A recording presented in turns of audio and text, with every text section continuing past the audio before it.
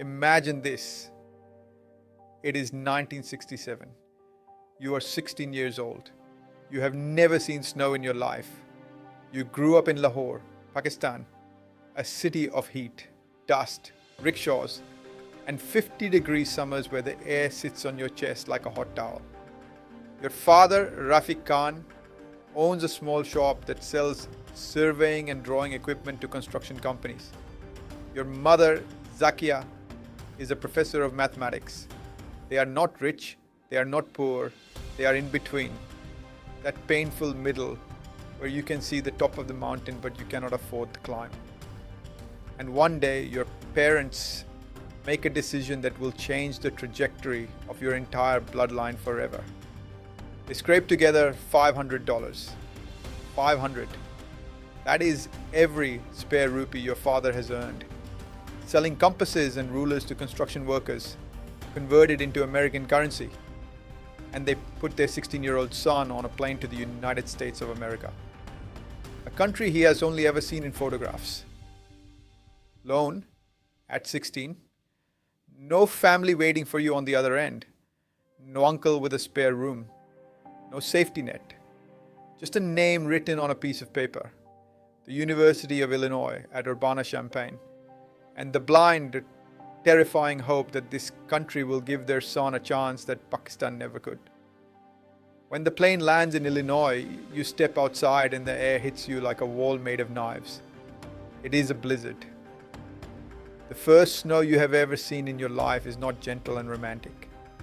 It is violent and grey, and the wind cuts through your thin clothes like you are wearing nothing at all.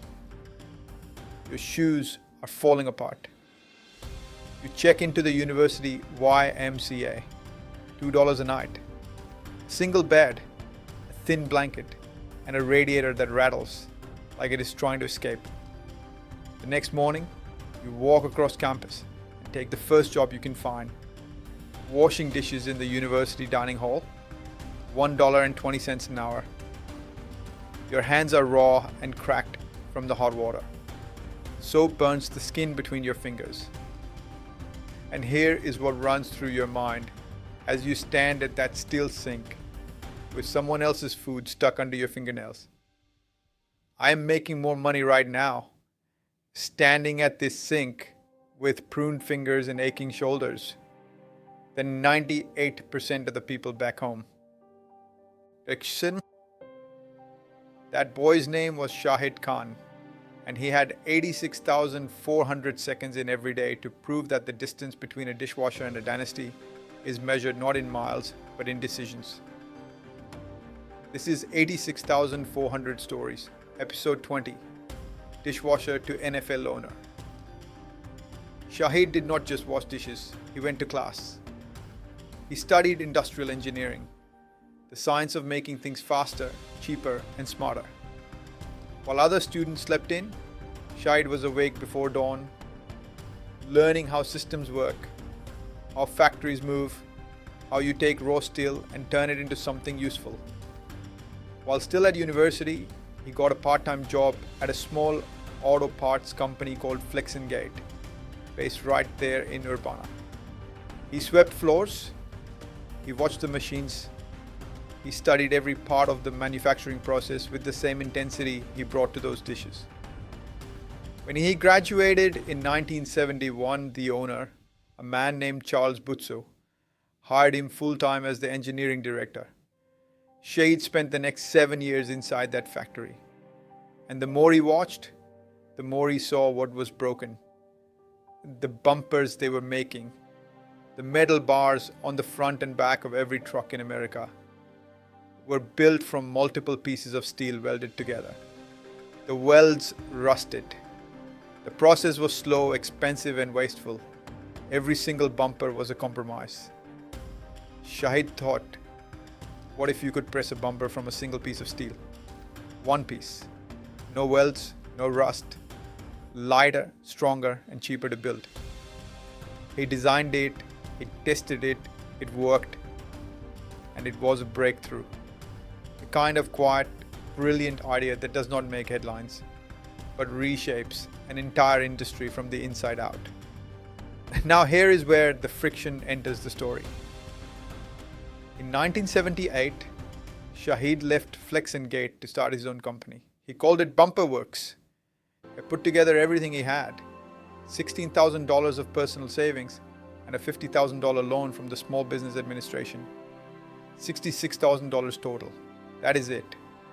That is the entire war chest for a 28-year-old Pakistani immigrant trying to take on General Motors, Ford and Chrysler, the three biggest car manufacturers in the world, at their own game. From a tiny workshop with one stamping press and a hand-painted sign, and the moment he opened his doors, customers came running. General Motors needed his bumpers, Chrysler needed his bumpers. His one-piece design solved problems that the big factories had been ignoring for years. But his old boss, Charles Butzo, was watching, and he was not happy. Flex and Gate filed a lawsuit against Shahid Khan. The accusation, stealing trade secrets. The mission, destroy this Pakistani immigrant's little company before it could ever become a threat. That was the moment Shahid's negative reservoir began to fill. Think about the position Shahid Khan was in. He is 28 years old. He has a brand new company running out of a small workshop with one stamping press. He has exactly $66,000 to his name, and most of that is already spent on steel and machinery. And his former employer? The man who gave him his first real job in America.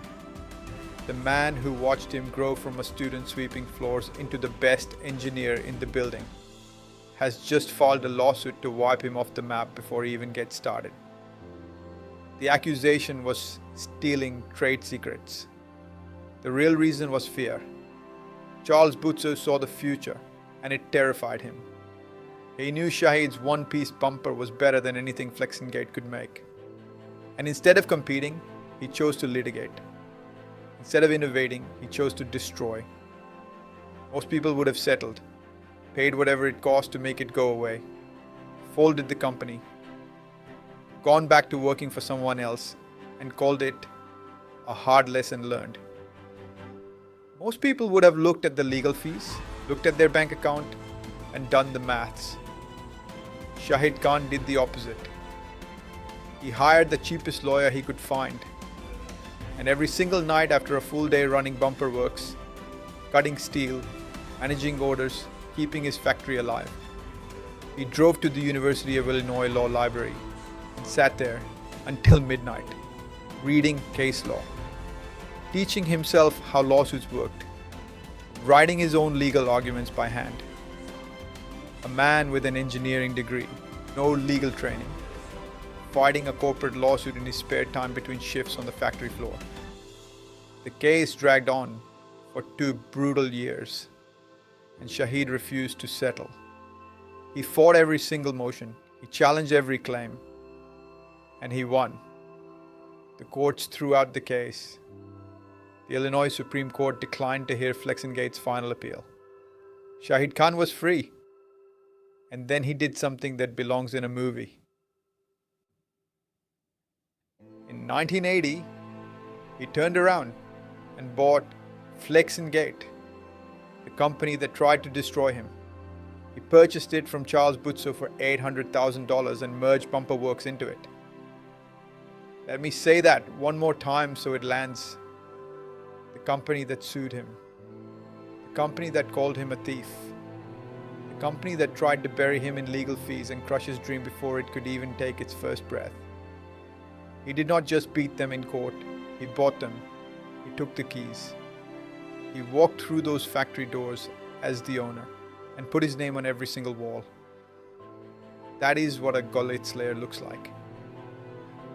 After the acquisition, Shahid Khan did not slow down. He accelerated. He took everything he had learned about engineering, manufacturing, and efficiency, and he poured it into Flex and Gate like fuel into a rocket engine. In 1984, he landed a small contract supplying bumpers for Toyota pickup trucks. A tiny deal, a handful of parts. Nobody at Toyota expected much from a small factory in Illinois run by a Pakistani immigrant. By 1987, Shahid Khan was the sole supplier for every Toyota pickup in America. By 1989, he was the sole supplier for the entire Toyota product line in the United States. Every single Toyota rolling off the lot had a bumper made by Shahid Khan's hands in Shahid Khan's factory. He did not just win the Toyota contract. He adopted the Toyota way, the Japanese philosophy of continuous improvement, zero waste, and relentless precision. He flew to Japan. He studied their factories. He rebuilt his entire company around those principles. Flex-N-Gate became one of the most efficient auto parts manufacturers on the planet. That is how you build the moat. You do not just make a product. You make yourself so essential, so deeply embedded in the supply chain, that pulling you out would cost more than keeping you in. The company grew from $17 million in annual revenue to over $9 billion. Let that number breathe. $9 billion. From a $66,000 startup to a global manufacturing empire with over 25,000 employees and 69 plants across 4 continents. America, China, Mexico, Germany, Argentina, Spain, France, Canada. And then Shahid Khan decided the factory floor was not enough. He wanted to play in a bigger arena, the biggest arena in America.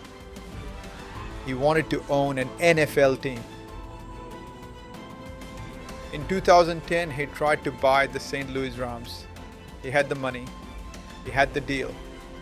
But another billionaire, Stan Kroenke, exercised a clause in his ownership agreement and blocked the sale. Door slammed shut. Most people would have walked away.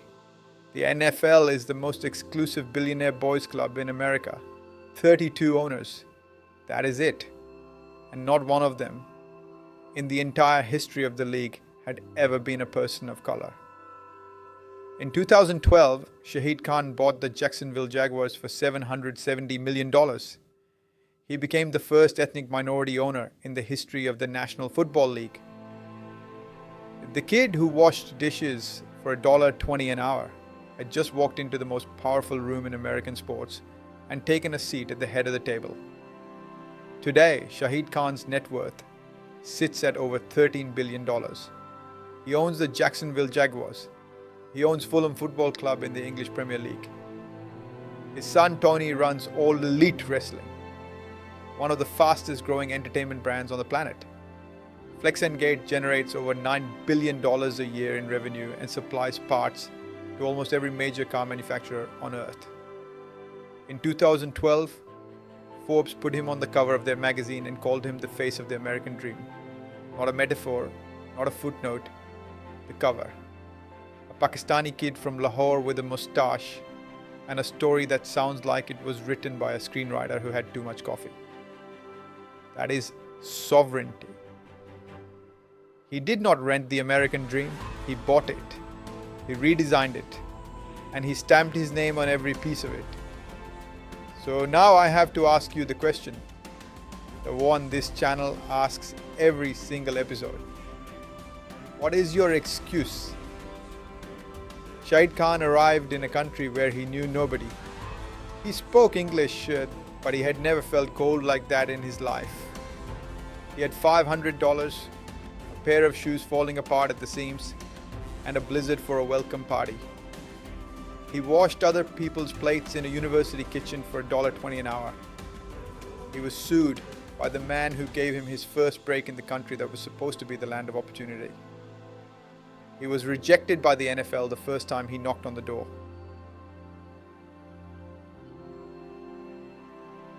And he turned every single no into the foundation for the next yes. Every rejection became a blueprint. Every closed door became a window he kicked open himself. The friction you are feeling right now, the rejection, the doubt, the person telling you it cannot be done, the system telling you that you do not belong, that is not the end of the road. That is the raw material. That is the steel that has not been pressed into shape yet. Shahid Khan took a single piece of steel and turned it into a bumper that changed an industry. What are you going to do with the raw material of your life? He did all of it inside the same 86,400 seconds you and I wake up with every single morning. Fill your negative reservoir until it overflows into action. Build your moat so wide that nobody can copy what you have created.